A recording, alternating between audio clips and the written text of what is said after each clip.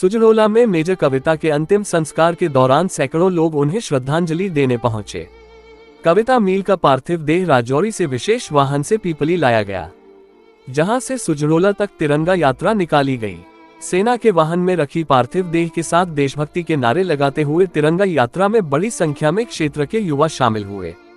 Major doctor कविता की पार्थिव देह जब उनके घर ले जाई गई तो माता संतोष देवी, पिता कमल सिंह मील, बड़ी बहन पिंकी, चाचा राजवीर मील, प्रहलाद मील, जगदीश मील और परिवार के प्रत्येक व्यक्ति के साथ ही वहां मौजूद सैकड़ों अन्य लोगों की आंखें भी नम हो गईं।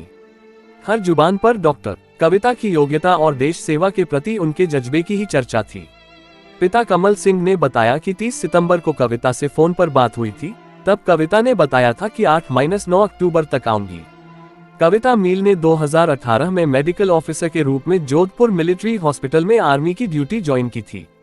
वे फिलहाल जम्मू के राजौरी में मिलिट्री हॉस्पिटल में सेवारत थीं।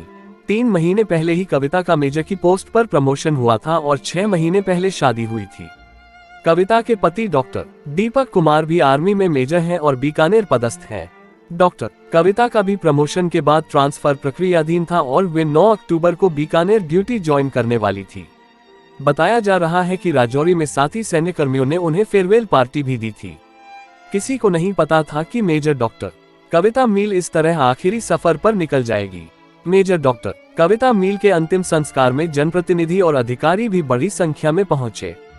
पिलानी विधायक जेपी चंदेलिया, पूर्व प्रधान निहाल सिंह रणवा, शेर सिंह नेहरा, कैलाश मेघवाल, परित्राण काला, सरोज मानसिंह श्योरान सहित क्षेत्र के कई जनप्रतिनिधियों और अधिकारियों ने मेजर डॉक्टर कविता मील को श्रद्धांजलि दी और परिवार को ढांढस बंधाया।